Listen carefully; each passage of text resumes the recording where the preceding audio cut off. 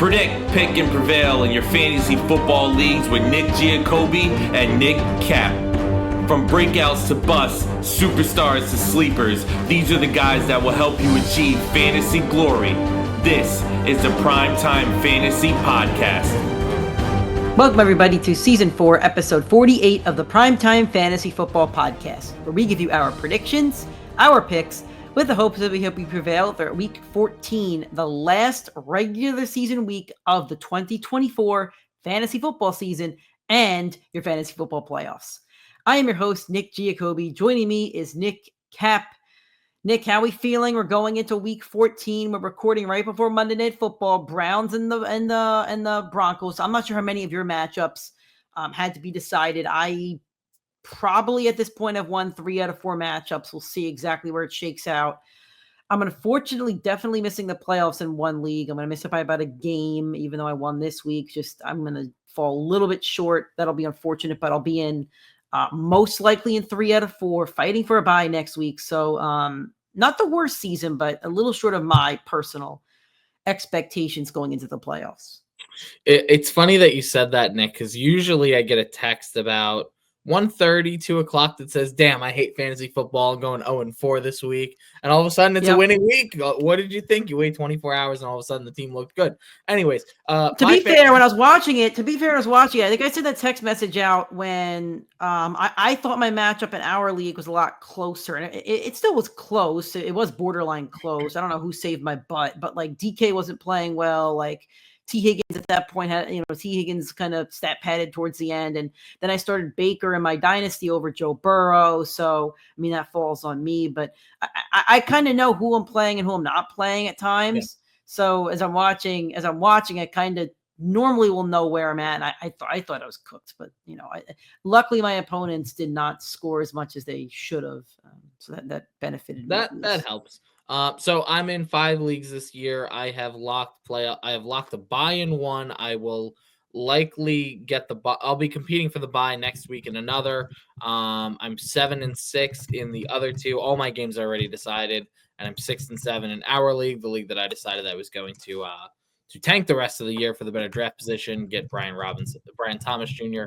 As my keeper. So no problem with that one, taking the L. I knew when I drafted my team, when we did it live, like we do every year, that it was not going to be the best year because I did not like my roster coming out of that draft. But in the other 4 leagues, very competitive. All my teams have a shot at the title, and none of them. Very deep rosters everywhere. So just got to make those right start-sit decisions, which is why Nick and I are here to help you. Hopefully, hopefully all of you guys have made the right start-sit decisions. And if you haven't, hopefully, we can help you with that going forward. Thank you for those of you that joined our Sunday morning live show at 8:30 a.m. Eastern time. I know we always give you some good advice and some bad advice. That's any fantasy show that you watch. So we'll be geared up again this Sunday, 8:30 a.m. Eastern time, YouTube, Facebook, and Instagram to help you get into your playoffs or whatever you kind of need for Week 14. If you're a first-time viewer on a weekly show, thank you so much. This is our Tuesday show. On the Tuesday shows, we give you a waiver wire segment. We've kind of said over the past few weeks that it's gotten smaller and smaller, but we have a chunky waiver wire segment for you guys this week. Hit the waiver wire before the playoffs, and then we're going to do our top 5 fantasy football takeaways from this week, which does end up being like maybe a takeaway from the last few weeks, maybe a takeaway heading into the playoffs, maybe a takeaway from the season, but it is based off of this week. So yeah. Let's go into our waiver wire again, a bit chunkier this week. Let's start off with the quarterbacks. Russell Wilson owned in 43.7% of leagues, and Caleb Williams owned in 37% of leagues. Russell Wilson turned back the clock this week. 400 passing yards, I think 3 passing touchdowns. And then Caleb Williams has really developed very well over the past few weeks. No Shane Waldron and no Eberflus, just got canned as well. So it might be good for Caleb going forward. He does have a very favorable playoff schedule. I think they're both very rosterable, Nick, especially if you don't have Dak Prescott. Maybe you're in a 12-man league and you were toying with Trevor Lawrence and your only other quarterback is maybe Drake May. So I think they're both very rosterable. I'm not sure exactly who would play them over. That's for that sit show on Sunday mornings, but I think they're both very rosterable if you do need a quarterback. I'm not really in a situation in any league where I need a quarterback and one of them's available, but if you do need a quarterback and one of them's available, go get them. Yeah, for sure. If I were going to lean on one over the other, it would be Russ because I liked what I've seen out of him more. Caleb has been on a little bit of a heater fantasy-wise. He's got a couple games against the Lions coming up or another game against the Lions coming up. He's got all his division matchups really at this point of the year. So those will always be tougher for him, but he has handled the adversity of it pretty well. Not for football, but for fantasy football for sure. The firing of Matt Eberflus, you got to imagine that has an impact on them and how that offense rolls. I know the team, it sounded like we really lost the locker room over the last few weeks. So maybe you see Caleb turn it up. You saw Keenan Allen have some of his better games in the last few weeks. He's starting to click with those weapons a little bit more. So maybe you get Caleb. I just think Russ has proven more between the two of them that he's more trustworthy at this point. For running backs, the big news today is that Christian McCaffrey seems to be out for the season with a PCL injury, and then Jordan Mason also has I think it's a knee injury, so he's going to be out for. He has IR. He is on the IR with a high ankle sprain. So and he's out for the entire your fantasy football season. Out for your fantasy playoffs, guaranteed. He's out for the next. And that's what matters. So, this is big. Your number one player of the week, and you still have all your fab dollars left, I would dump your entire fab dollars onto Isaac Gerendo. I would bet the 49ers sign somebody this week, but I'm not sure who they would sign. I mean, the trade deadline's passed, so I'm sure there will be a committee situation coming out of this, but it does seem like Gerendo is going to be the guy. He's only owned in 1.3% of fantasy leagues. Of course, he's owned in one of my leagues already. But whoever hits the Gerendo sweepstakes as a running back one heading into the playoffs, he should be your number one waiver target this week, no matter who you have on your roster. Even if you're playing keep away. Some other options here for the running backs. We have Blake Corum owned in 13.4% of leagues. Kyron did look good yesterday, didn't fumble, but Corum did get the majority of the snaps, at least within the first two drives. Does seem to be leaning more into a committee situation.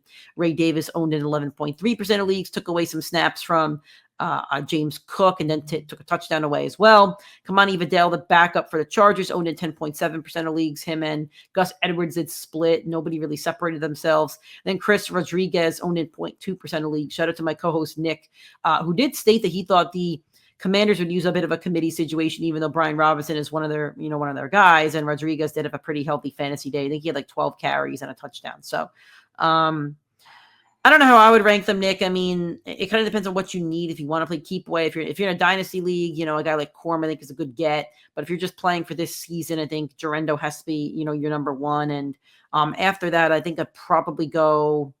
I don't know. It's really a crapshoot after that.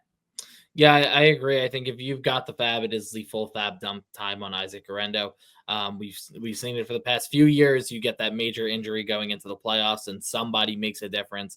We've seen it from Joe Flacco. We've seen it from a medley of other superstars. I feel like we saw a couple years ago, might have been Jerick McKinnon with the Chiefs go off for a little bit of time. So it happens, and this is kind of where you got to say, screw the name, take the player and the situation. And the 49ers running back situation has been the most consistent over the last 4 or 5 years at running back. So he deserves a fab dump. My number 2 is going to be Kamani Vidal. Gus Edwards did not look good the second half after J.K. Dobbins went down last week. They had negative rushing yards for a team that loves to run the ball, and the efficiency for him was horrible this past week. I could see Kamani Vidal this week taking over that offense and taking over that backfield. If he looks really good in this week's matchup, he will probably get the lion's share of the work for your fantasy playoffs and has the most upside to start if another running back goes down. And I don't think is Dobbins on the IR. I think he is. He's out at least until championship week. So yep. And they're not going to rush him back. Correct. I don't think you will be able to start J.K. Dobbins the rest of the year, which sucks because he was one of the best value gets in the draft. So the one league that I'm not making the playoffs in, my injury history has been DK, Devontae Smith, T. Higgins, and J.K. Dobbins. So it's a tough league. And Jonathan Taylor. Wide receivers, Knicks guy Cedric Tillman, who I told you to pick up a while ago, is still only owned in 49.6% of ESPN leagues. These percentages are all based on ESPN. I think he should probably be your number 2 waiver target if he's available. Probably he's not available. Xavier Legette owned in 35.9% of leagues. Adam Thielen owned in 27.3% of leagues. Marquise Valdes-Scantling owned in 22% of leagues. Nick Westbrook-Akine, 19.9% of leagues. Another guy we have both told you to pick up these last 2 or 3 weeks. And then Parker Washington, who got a majority of targets once Mac Jones took over for the Jags. And I don't think Trevor plays another snap this season. He's only owned in 0.9% of leagues. Again, and there's a lot of guys to pick up here if they are available in your leagues. Me and Nick's leagues are at least my leagues, Nick, are deeper. So a lot of these guys will just off the top of my head, Tillman, Legette, MVS, and NWI are not going to be available in my deeper leagues. Parker Washington and Adam Thielen probably, but in my deeper leagues, a lot of the guys we've mentioned throughout the show will not be available. Yep, totally agree. I think Nick's spot on. I like Tillman. I think he's got the safest upside for workload. He's obviously out this week. You have already seen what happens this Monday night, but we've watched multiple receivers from the Browns benefit from Jameis being in there. We've seen Jerry Jeudy get these big target games. So Tillman out with the concussion. I think he'll probably be back next week. More than confident to pick him up. And to me, of the list, feels the most confident to play. Nick Westbrook, again, I've been telling you guys for weeks, he has been a touchdown machine this year. He just had another big touchdown game. I think he had 2 touchdowns this past week. So he needs to be rostered at this point. That schedule for the Titans is the easiest for wide receivers. It is so clear and obvious that Will Levis just seems to really like him and look towards him in the red zone. And deep down the field, he's catching balls like 20-yard touchdowns. It's not like it's Mike Evans at the 1-yard line. Like he's racking up 9-10 points on a singular play, which is kind of what you want for fantasy. Then tight ends, Pat Freiermuth owned in 41.9% of leagues. Will Dissly owned in 32.9%. And then Juwan Johnson, who will be filling in completely for Taysom Hill, owned in 5.2% of leagues. Absolutely heartbreaking. My boy Taysom goes down. Might actually be the last game of his career. People don't realize this. Taysom Hill's like 36 years old. He's a very old football player. Nevertheless, we wish the best for our guy Taysom Hill, fan favorite on the pod. Of the list, I like Will Dissly. I know people like the name him Pat Freiermuth, but Nick and I have said it numerous times, and Nick is a Seahawks fan, definitely knows Russell Wilson does not consistently target the tight end position. I don't think it's worth riding your fantasy playoffs on a guy that likely will not have the consistency that Dissly's had over the last few weeks. And then for defenses, some streamers for week 14, the Saints defense at the Giants. I think we'll be screaming to play defenses against the Giants going forward. Steelers will be hosting the Browns, just in case anybody dropped the Steelers defense, probably not available. The Titans will be hosting the Jaguars. I'm sure they're available. And the Eagles, just in case they were dropped. Their last 2 matchups were against the Ravens, and I forget who they had last week. Maybe Buffalo. No, I forget who they had last week. They had a big matchup last week too. The Rams. Okay. And then, so they're hosting the Panthers. And the Eagles are actually a good play for the playoffs as well. They do have a strong playoff schedule. So I think all those matchups are okay. I mean, it just depends on who's available on your waiver wire. And then for the playoffs, you have a couple defenses here just in case they're available. The Ravens defense, probably not available, but they have the Giants, the Steelers, and the Texans. Definitely want to play them against the Giants. The Falcons defense will have the Raiders, the Giants, and the Commanders, probably very playable against both the Raiders and the Giants. Colts defense has the Broncos, the Titans, and the Giants, probably playable against both the Titans and the Giants. Then the Eagles overall just not only do they have a good defense, but good matchups here against the Steelers, the Commanders, and the Cowboys. I'm not sure if I'd want to play these defenses against the Steelers at the moment.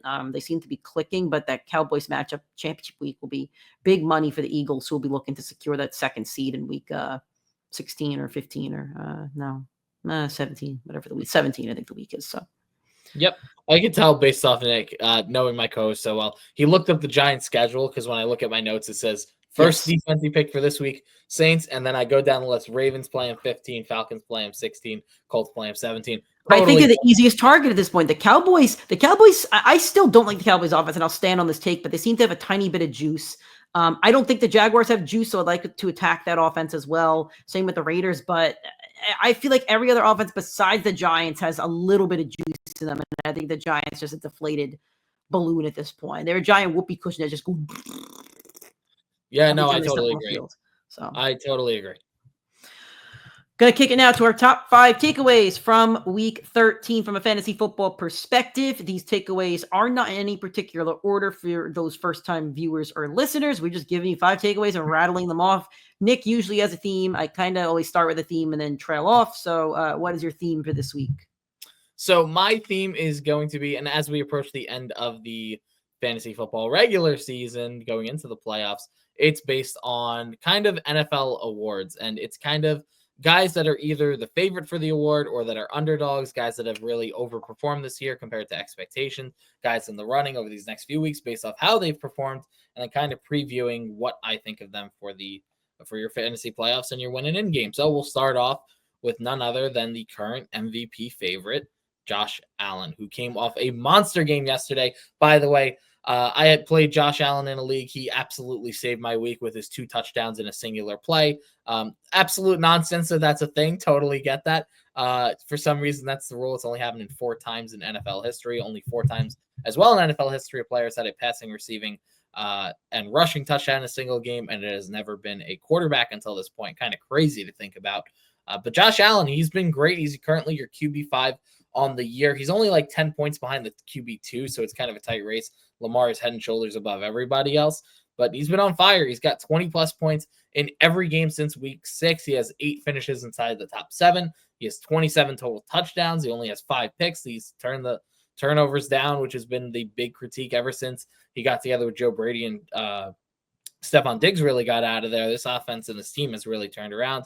And listen, he's going to continue to be drafted as the QB1 for the foreseeable future until he gets dismantled. And I don't think that's happening anytime soon. He is absolutely matchup proof. He has been. For some people concerned about the playoff schedule, I would absolutely not be. I think Josh Allen has clearly proven to be matchup proof, and we know that, but I don't think you need to temper the expectations anymore because he's just been so consistent against some of these elite defenses. You look at the Niners, you look at the Chiefs, you look at the Jets, guys that he has continuously just overperformed against when all of them were in their prime. I am not concerned for Josh Allen. I think you can expect that if you took Josh Allen, a guy that you might see QB5 and be a little disappointed in, I think that he has clearly hit his expectations. I am not concerned about that number, and I think he has been head and shoulders the most consistent quarterback for fantasy football outside of Lamar Jackson. So I guess that kind of a theme, and it's kind of just like players or people to trust or not trust going into your playoffs. And the first one I have here is that Baker Mayfield has become a little bit untrustable over the past 4 weeks. In 7 of his first 8 games, he had 19.8 fantasy points in over 7 of 8 of those games. In 5 of those 8 games, he had over 250 passing yards. In his last 4 games, he is under 20 fantasy points, including under 12.2 in 2 of those 4 games. He has 4 touchdowns and 2 interceptions within that 4-game span. He has 3 of those games are under 250 passing yards on 123 passing attempts. As for the running backs, Bucky Irving has 15-plus fantasy points in 3 out of 4 games. Rachaad White also has 11-plus fantasy points in all 4 of those games. The running backs have totaled 100 carries, and that also includes a couple Sean Tucker ones. 514 total rushing yards, about 128 per game, and 6 touchdowns all over the past 4 weeks. So they are running the ball a lot more, especially within the red zone, which is hurting Baker Mayfield. And although Baker's been fine, he went from I would say 4 weeks ago as a guy you're setting it and you're playing him over guys.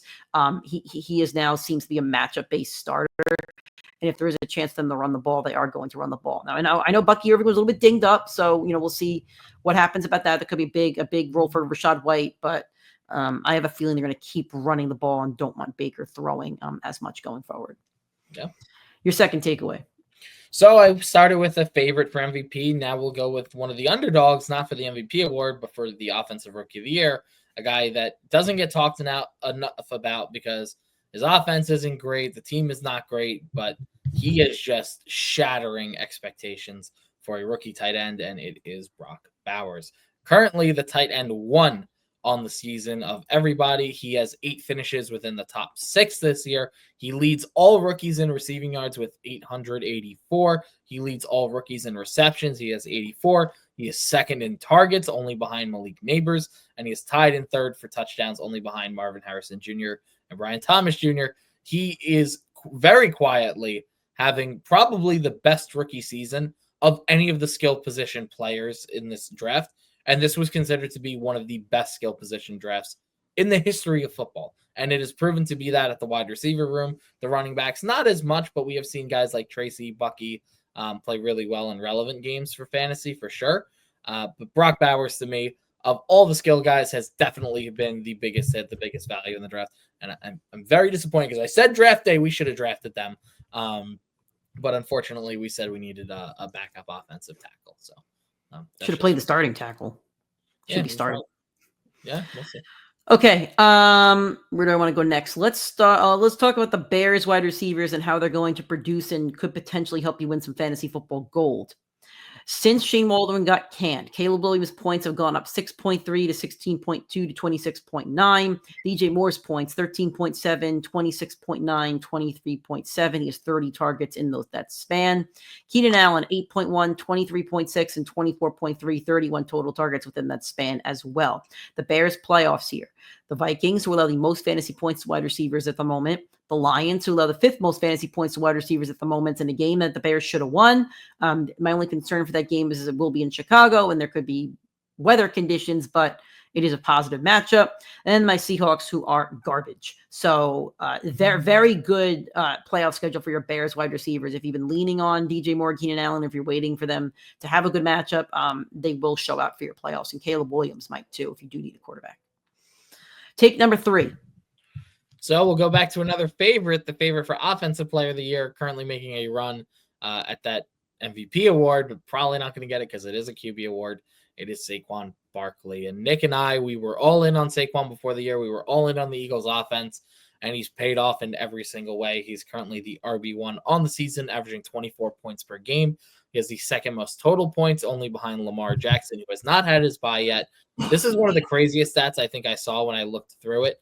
He only has 4 games this year outside the top 10 running backs on a singular week. And he has 4 games as the overall RB1 on the week this year. That is absolutely crazy. He only has 2 games all year with less than 100 all-purpose yards.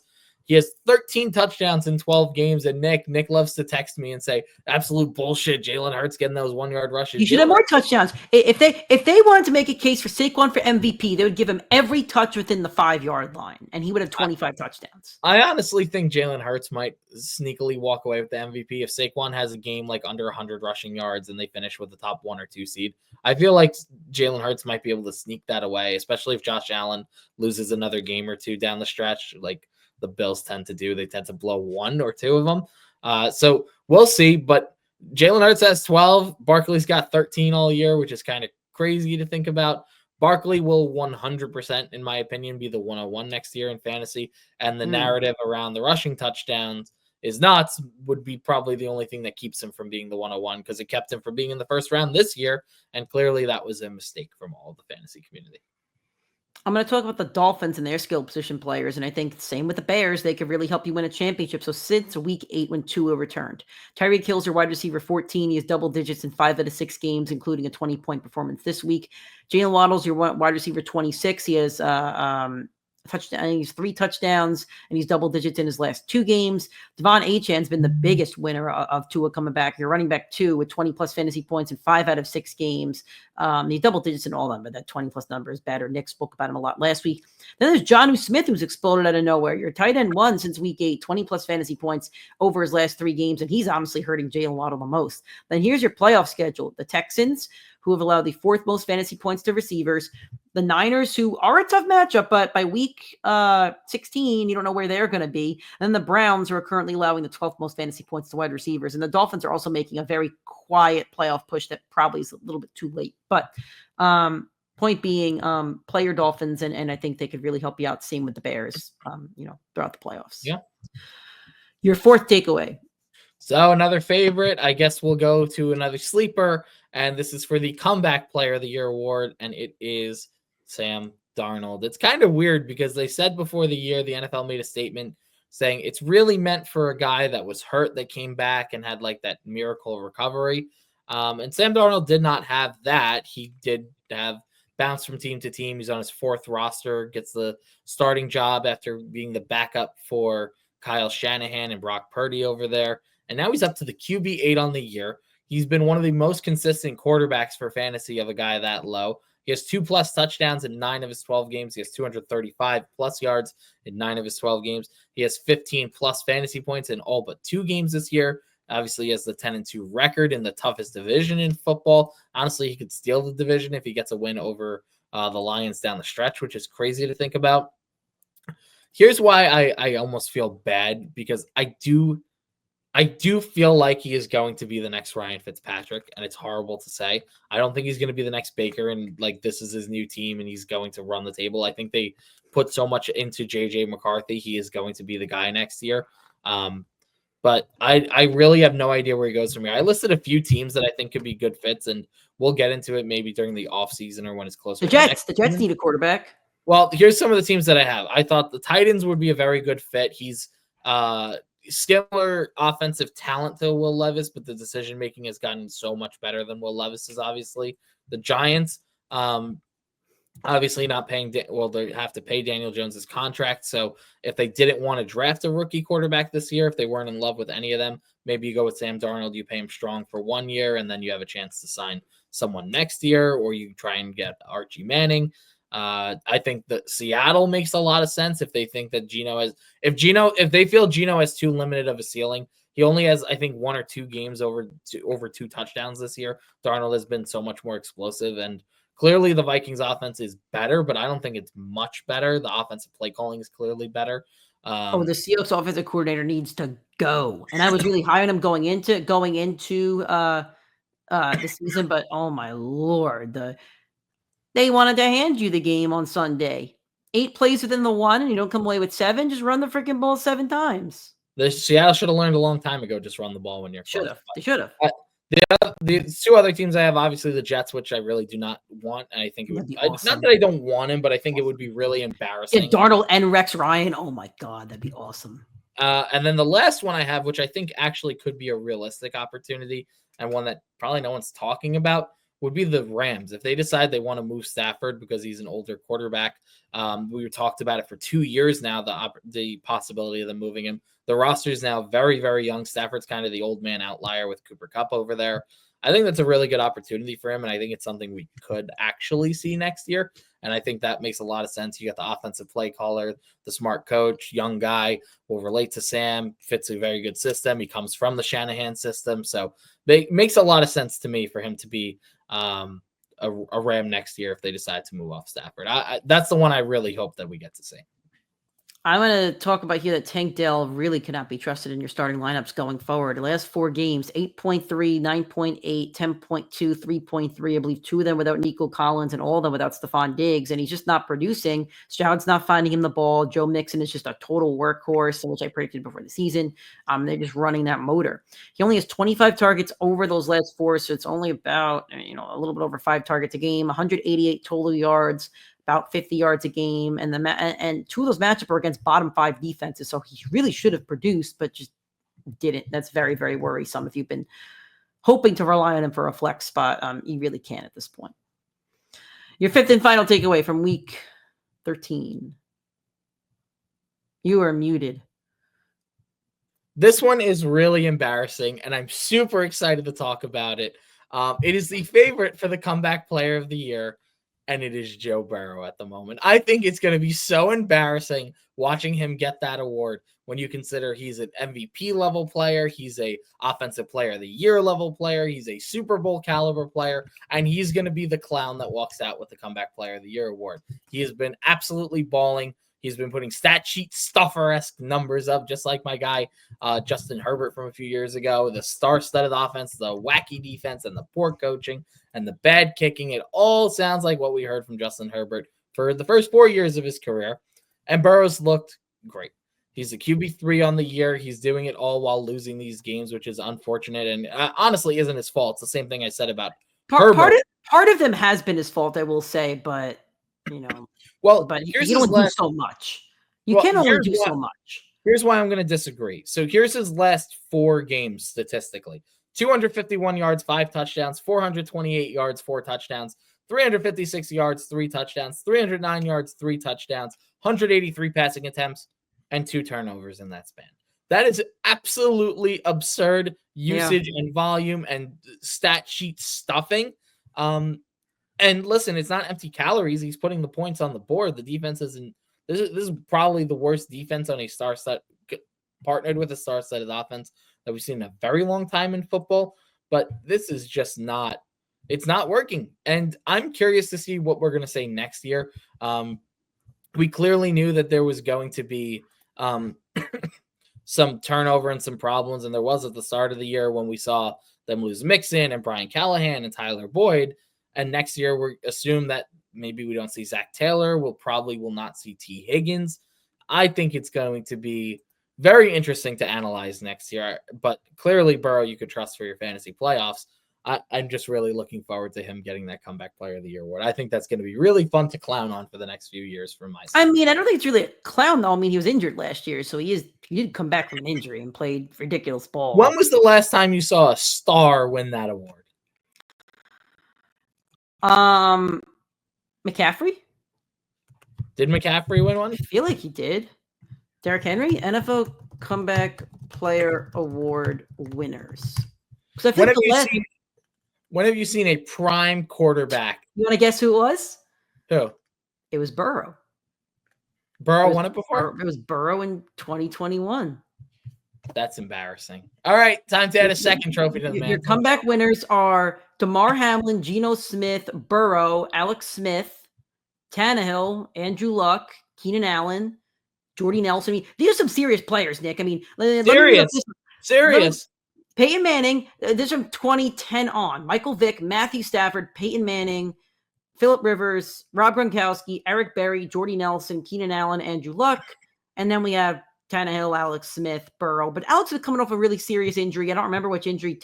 The 2019 Tannehill one seems weird to me. I don't remember. Tannehill came back. Tannehill, I don't remember if that was I think that was more skill based, to be honest. But some of these other ones, I mean, Peyton came off the neck. Yeah, but came off an injury. Peyton came off. Was Peyton's off the injury? Then he went to Denver and won it, or was that when he was with the Colts that he had the season-ending injury?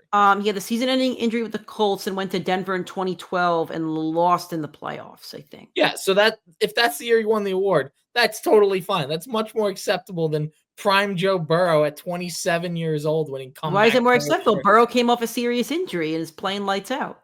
Yeah, to come back player of the year. He came off the injury. 6-11. That's why it's embarrassing. Who would you give it to then? The award is meant. No, but the award is meant for somebody that's coming off an injury and putting up insane statistics. It's only Geno Smith was the one that set the precedent for a player that's stunk and then came out of stinking. Yeah. Every other player here is an injury. Burrow, well, Smith, Tannehill. Flacco, we thought was going to get it last year over DeMar Hamlin at the end of the year. But that's because Geno set the precedent. Yeah. Every year before that was an injury. So Burrow got hurt last year. He was a elite quarterback that got hurt. He came back and he balled out. I mean, I can't think of anybody else. Here's another one that would stick in my mind would be Kyler Murray. Like if they get into the playoffs, that's another guy. His stats aren't good enough. But the wins will matter for it. When they make the playoffs, it's going to matter. If they win the division, if Burrow had 3 more wins, I know it's easy to say, but Burrow's the MVP favorite. He has 3 more wins, 3,300 passing yards, 30 touchdowns, both leading the league, a passer rating of 107. These are better than any of Herbert's numbers, by the way. I know it's an easy comparison, but these are better than Herbert's numbers. Not by much. Justin Herbert. Justin Herbert now set, by the way, with what does he have? 7 weeks left or 5 games left in the season. Justin Herbert has now set the record for most passing yards through 5 seasons with 5 games left in his. He's never also gotten hurt. Herbert had health matters. Herbert had one absurdly statistical year in 2021, 5,000 passing yards, 38 touchdowns to 15 interceptions. Burrow's year is probably going to be very, very close to that this year. I mean, he has, what week is it? 14, 15, 17. If he plays all 5 games, he's probably going to have about 38 touchdowns. He has 5 picks right now. I bet he throws another 5. Burrow's stats will probably be a little bit better than 2021 Herbert's. Probably. Yeah, close. Probably. Sure. Probably. With Jamar Chase, T. Higgins. Yeah. Yep. Yeah, but I mean, yeah. Not Brandon Staley. They should. I would argue that this year's Zach Taylor coaching tree is worse than that Chargers coaching tree. I think it's really that is your worst take in the history of this. That's podcast. not true. I think Zach Taylor's a bad coach, a bad head coach. I've said that for years. I've said that for years. I think it's a bad head coach. I agree, he's a bad coach. Brandon Staley was the worst coach we've seen in football. Brandon Staley was a defensive-minded coach that led up the most points per game over a 3-year span. They hired a new coach, and now they allow, with the same exact personnel, the least amount of points per game. Well, so I always agree that Staley should get canned. Night and day. That the coaching between. I also want to note I am pro NFL teams being good. I was pro Herbert being good. I was pro Chargers being good. I am pro most NFL teams being good and competitive. As long as if I don't like you, it's a different story. But if you're just like a team that exists, I want you to compete because I want my football games to be good. So I'm happy that the Chargers have improved. And now that I'm seeing this ridiculous nonsense by the Bengals, I'm hoping that they improve because the league is much better when there is more competition. So I that's agree. my take on it. I That's agree. my take. Anyway, my overall point being Yeah. comeback player of the year should be for a player that got hurt. And the fact that McCaffrey hasn't won one or Saquon, like that's kind of absurd to me. I mean, Yeah. I guess maybe they lost them to like Alex Smith, who's coming off a serious injury, and probably some other ones. But I mean, it's fun when Gino won it. He was one of my guys, but like it really shouldn't be for players that stunk and then just. I could tell you another one that could be in the conversation, which would be Kirk Cousins. Yes, that's a good one too, but his stats probably aren't good enough. And if they do make the playoffs, the last few weeks have been rough. But yes, Kirk's another good one because he came off a very serious injury. But that's my point. My point is, it feels like the award should go to a guy like Kirk Cousins, not to the third best quarterback in the NFL. But Peyton Manning was the second best quarterback in the NFL, and he came off a serious injury. We didn't know he was going to be that off of that injury, and then having to go. What about Gronk? Gronk was your best tight end like ever. Yeah. I don't think you should be. I don't think you being good should disqualify you from coming back from a serious injury. And I'm not trying to dog on your guys, but if Rodgers came out this year and put up good numbers, he should be right in the conversation. Oh, 100%. I don't think how good. I don't think how good you are favorite going into the season. I don't think how good you are disqualifies you. So. Yeah. Anyway, I'd say the take for last. We're talking some Jets and Seahawks, baby. Yeah, that was an embarrassing game. Yeah, both ways. You know what, Nick? It was embarrassing both ways because my special teams spotted you like 21 points. We needed the big cat to get the longest touchdown ever by a 300-pound lineman to get back into this game. Wasn't K9, wasn't DK, even though DK, had a couple good balls. I will say this: DK and Sauce.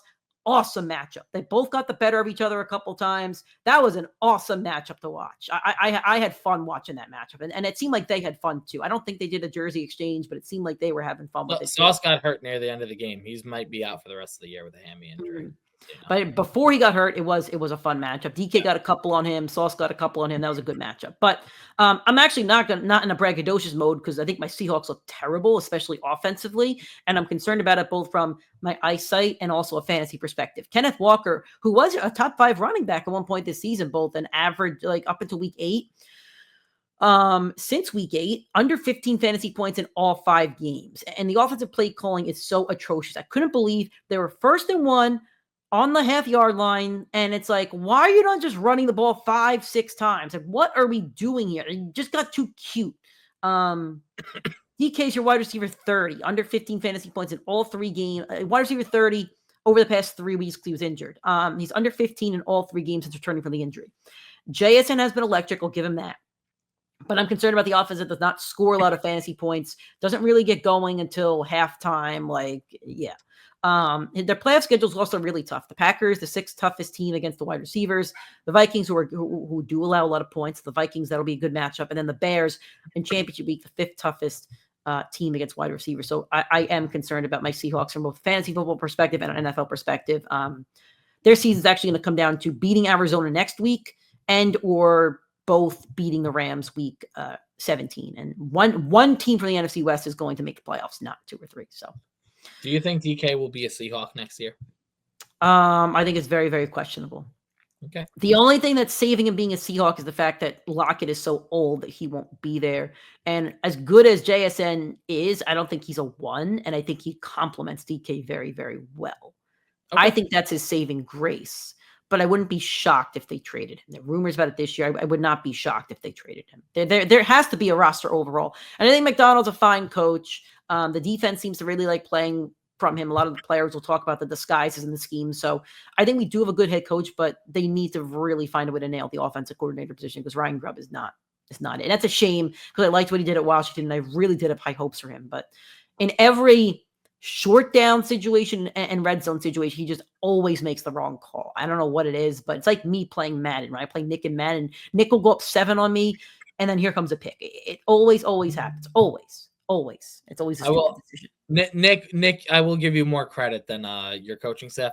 If you had the ball 1st and goal at the 1, that ball is going to Zeke 4 times in a row. It's going to Zeke 4 times. I don't care if I turn it over. I don't care if I turn it over because there's no way you're stopping me 4 times. It doesn't even matter if Zeke's on the roster. You're going to find a way to get Zeke the ball 4 times. It did not matter. I don't care who the running back is on the route. If I play Nick and Madden, Nick knows the second we get down to the goal line, the ball's getting run every single. And I'll give Nick credit; he'll stop me once, maybe even twice, but you don't stop it 4 times. And I will pound my chest in the NFL. If you run your running back up the gut 4 times, if you get stopped, you have a toughness problem on your team, and you got to fix that. Yep, it doesn't happen. Just jump over. It's really not that difficult. So anyway.